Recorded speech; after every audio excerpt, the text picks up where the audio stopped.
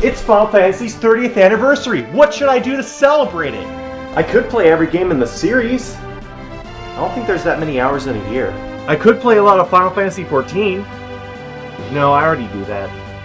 Wait a minute, I have a YouTube channel. I can just review my favorite Final Fantasy game, Final Fantasy III. That's the perfect way to show my love for this series. Alright guys, it's time for me to show you my favorite Final Fantasy game. Final Fantasy III. Yeah, I bet you didn't expect that one, but I mean, I'm not surprised. After all, Final Fantasy III, initially released in Japan in 1990, never got a release in North America. The Final Fantasy III that we've known for quite some time was actually Final Fantasy VI. Also, 2 was 4 and 1 was still 1. And you know, I think 90% of you guys already know this. Or do you? Because, I mean, most of the time whenever somebody asks me what my favorite Final Fantasy game is, and I say 3, they're always like, do you mean the Super Nintendo? No! I'm not mad at you, just disgusted. North America didn't get this game until around 2006, almost 15 years after its original Famicom release. After that, the game had to compete against games like Final Fantasy X and the artist previously known as 3. It's a damn shame that this is the fate that the game had to go through, because it's actually pretty good. Now, I only played the remake for the DS, so how about to mix it up a bit, we review the original Famicom version. So yeah, let's do this.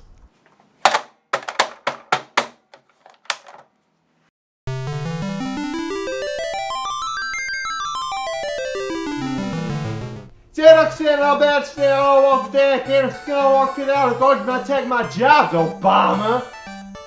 Why hello, prejudice that exists in all of us. How can I help you today?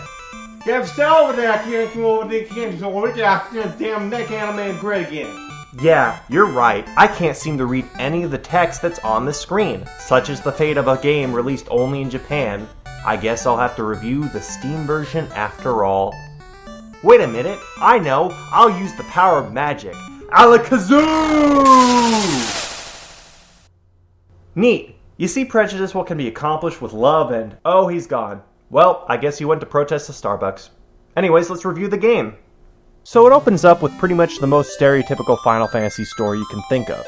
You are the 4 warriors of light, and you are tasked by the Crystal of Wind to go and restore the light to the other crystals and defeat the encroaching darkness.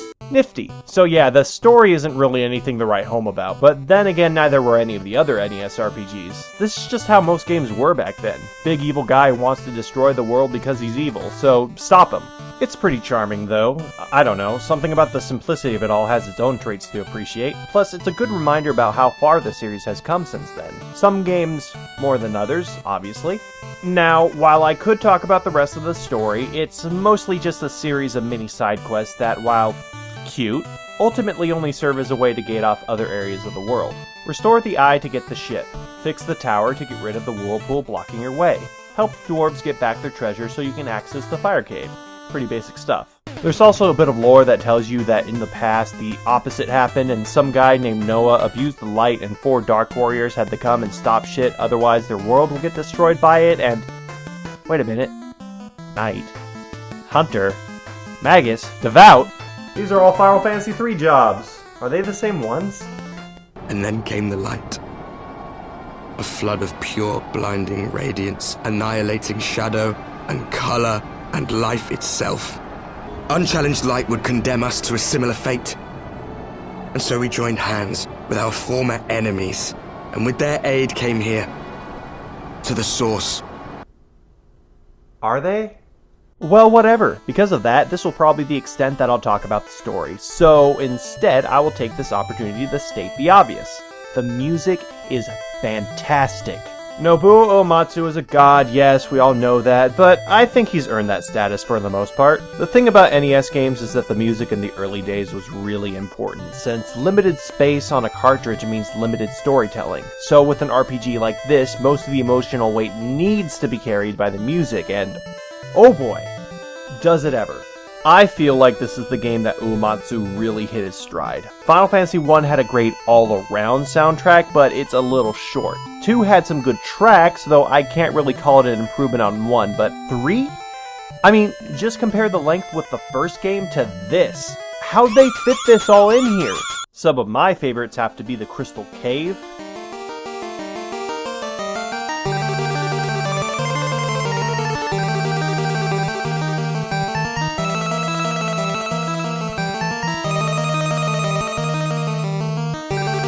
the Endless Sea,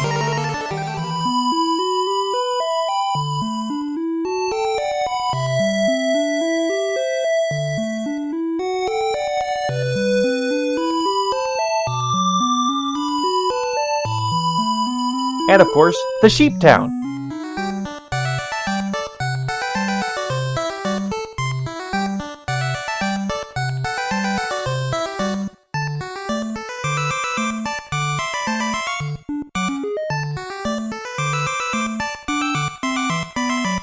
It's definitely one of the most underrated soundtracks in this series. I mean it, give it a listen. So as I was saying, the game begins with your party falling down a hole caused by a mysterious earthquake, which, of course it's mysterious. They're living on a floating continent, how does that even happen?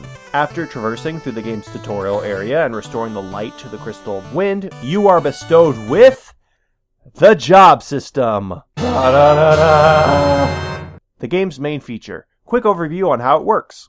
Any character can be any job and can switch to that job whenever you want. The only limitation on being whether or not you have the necessary amount of CS, which you earn in battles. The less skill points you have in the job you're switching to, the more CS you'll need. Every action that you perform in battle, whether it be attacking, defending, or using magic, rewards skill points.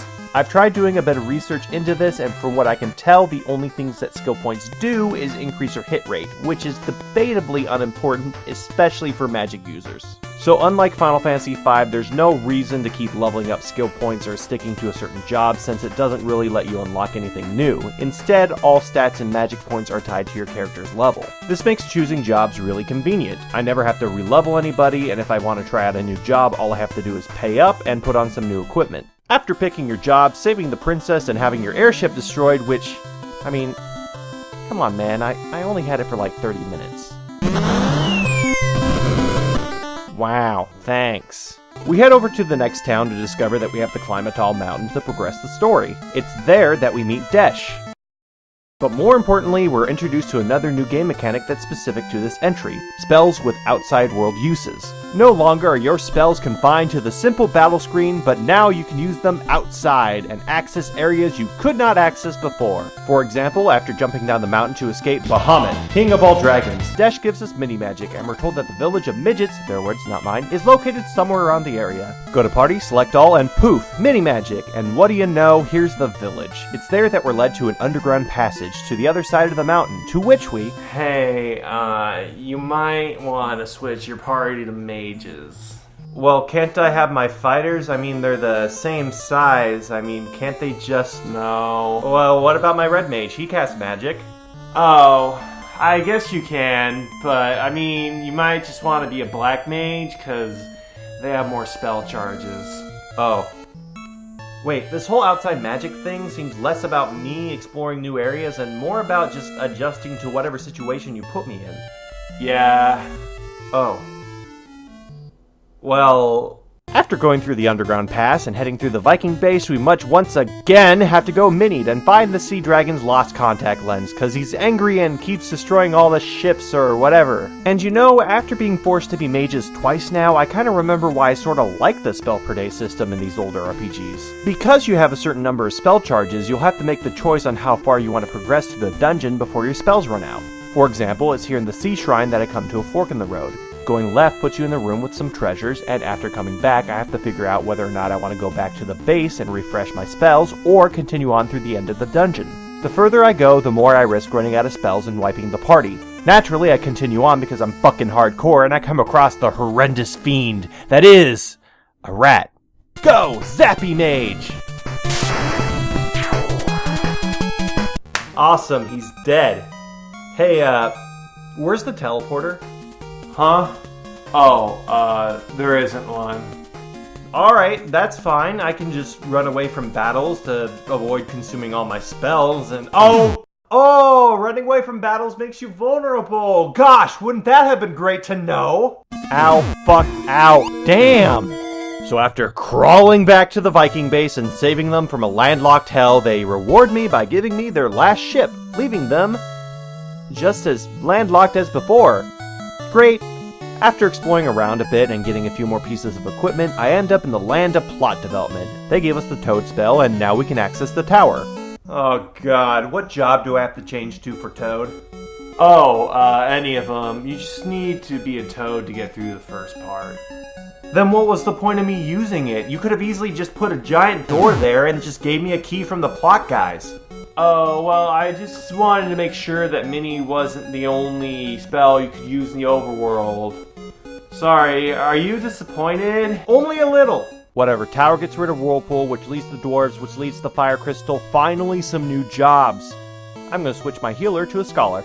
Hey, I hate to be a bother, but Scholars are just melee classes that scan enemies and hit them with books. They can't heal. This isn't 14. Well, that makes perfect sense. Alright, I'll just switch my Black Mage to a Hunter. Well, that's fine, I guess. I mean, basically you're just kind of playing a Black Mage that you have to pay gold to use spells. Alright, fine. I'll just switch one of my melees to a Thief. Sorry. This is so embarrassing, but there's actually not any good equipment for thieves on that continent. Well then, when do I get good equipment? After the next crystal. You know, I'm starting to notice a pattern here. Every time I get a new job, you always find some way to force me to use them. Enemy that changes his weakness, use Scholar. Enemy with high AoE damage and low agility, use Dragoon. Enemies that split, use Dark Knight. These aren't interesting decisions. I'm just using the jobs that you tell me to use, and then I use them, and then I never use them again. Most of the time, I never even get to experiment with different party members. Look, I'm not really here to let you use the classes you want. I'm more or less just testing your ability to gather information for future dungeons and using that info to decide what the most efficient party comp is. That's actually the most challenge I have to offer. What?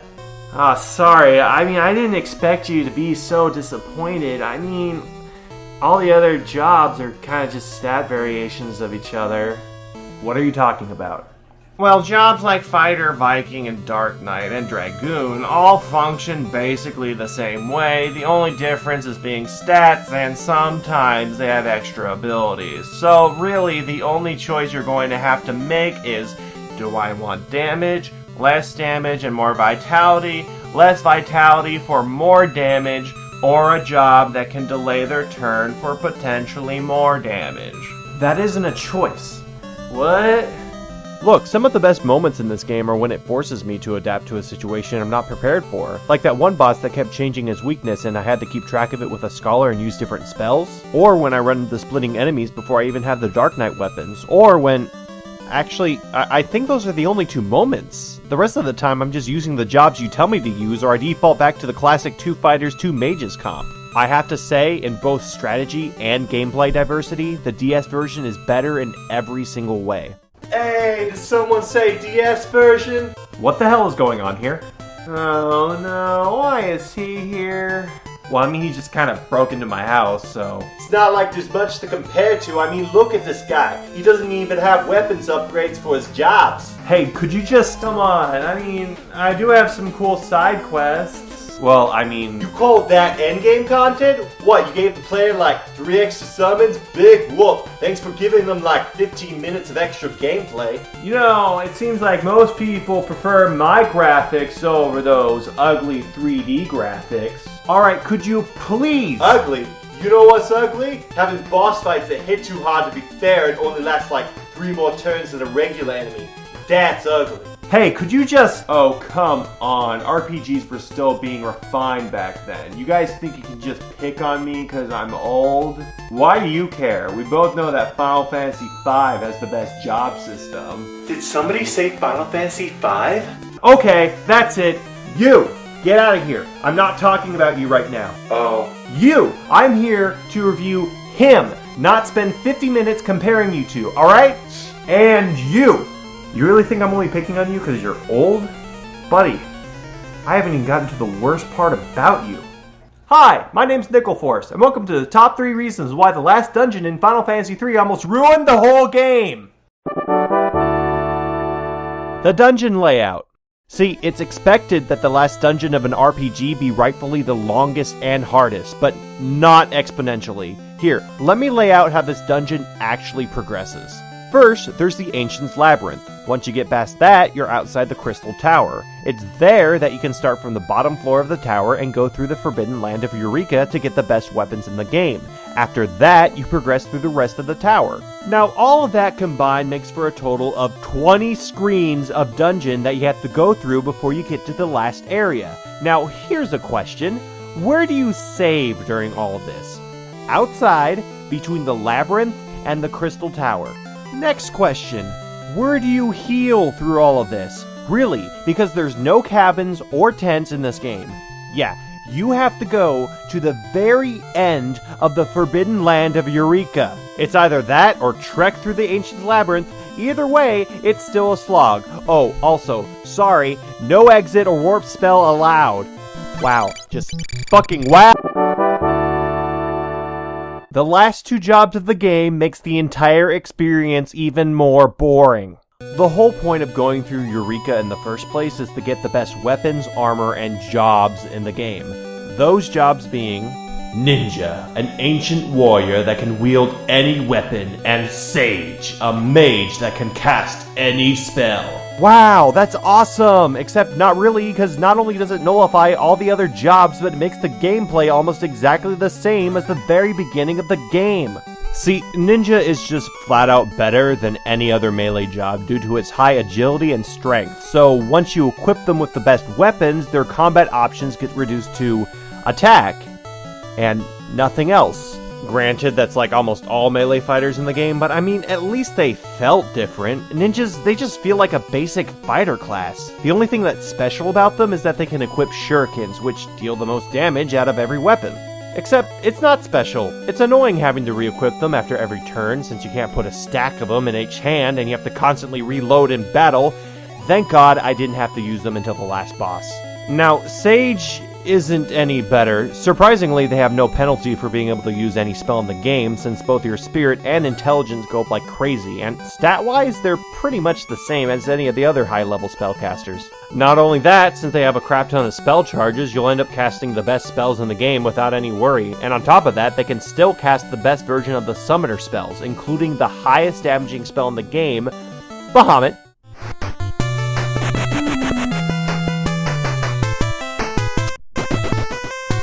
Even in 8-bit form, that is still very cool. So using these two jobs, battles tend to go like this.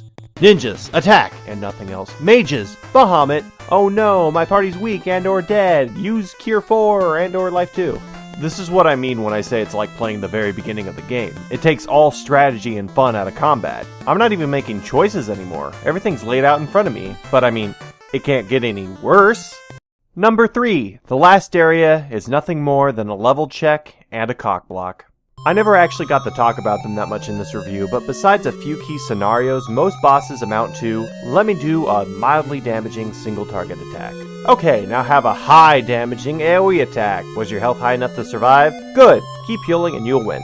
You'd think that as the game progresses, bosses would get more complicated, but no, that really is the extent of the boss's strategy. And I find it really disappointing that I get more challenge out of fighting tougher basic enemies. But for the most part, it has a pretty solid level progression. I never actually felt like I needed to grind too much, and if I did, I would just go outside, gain a level or two, and come back in just fine. But the Crystal Tower, oh boy. When you enter it, it's pretty good to be around level 40, since after all, that is the level requirement to be able to change the Ninja or Sage class. Eureka and the tower itself didn't give me much trouble. I just used utility spells, high potions, and I was able to get to the end just fine. By the time I got all the forbidden weapons in Eureka, I was floating around level 43 and 44. Now, looking up a guide, I saw that the recommended level for the Dark World is 60, but most of the time I find that RPG guides tend to be a little bit overkill. Still, I spent an hour leveling to 50 just in case. So, when I got to the top of the tower and faced Zan, what happens?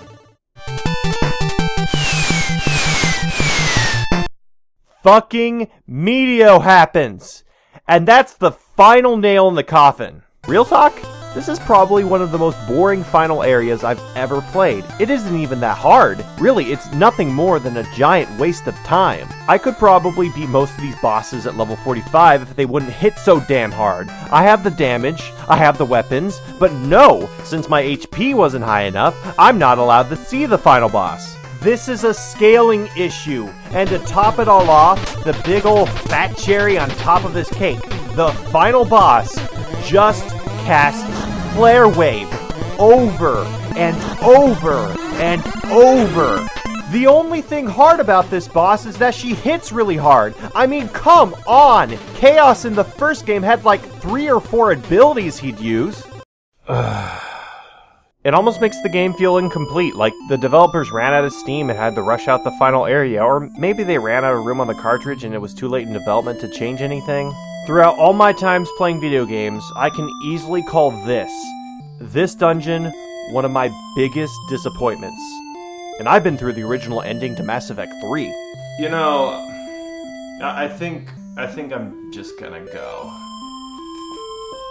What? Why? What's wrong? Look, I thought maybe this time would be different. I thought people would finally recognize me as one of the better entries into the main series, but, you know, it looks like maybe there's a reason people forgot about me, and maybe it's better that way. Didn't you hear what I said in the intro? You're still one of my favorite games in the series. I decided to review you because you're important to it. Look, I know I've been really negative throughout this whole review, but I mean, really, that's only because I had my expectations set up from my first time playing you on the DS. And really, once I think about it, you had one hell of a dismount. The level scaling was really smooth throughout the game, the music is some of the best in the series, the graphics, animation, and sound effects still show that even back then Square had an amazing sense of detail. And most importantly, all your spells and attacks actually work. That's amazing for an 8-bit RPG. Really, when it comes down to it, you're definitely 3 times better than Final Fantasy 1 and 2 combined. If you had come out in North America, I guarantee people would have loved you. You really think so? You think I'm important to the series?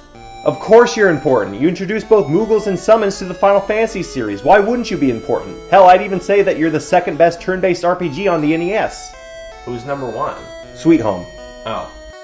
Well, thanks for cheering me up. And, you know, sorry about the whole Crystal Tower thing. I don't know what they were thinking on that. There is still one question I need to ask. There's definitely better Final Fantasy games out there, some with better job systems. Why am I your favorite? For one very important reason. You're the only main Final Fantasy game to have the Devout class as a main job. Oh my god, I mean, I was already in love with the White Mage, but then you come along and then BAM! A goddamn job upgrade with cat ears? That's adorable! Why are you the only main series game to have it? The only ones I could find are the Tactics game. I need more of this. Why isn't there any more? Where's my Devout class in Final Fantasy XIV? Where is it, Yoshi P? I need a Yoshi P. Why don't you give me what I want? I'm a cat man. I need a cat costume. And I need to heal people with cats. Yoshi P!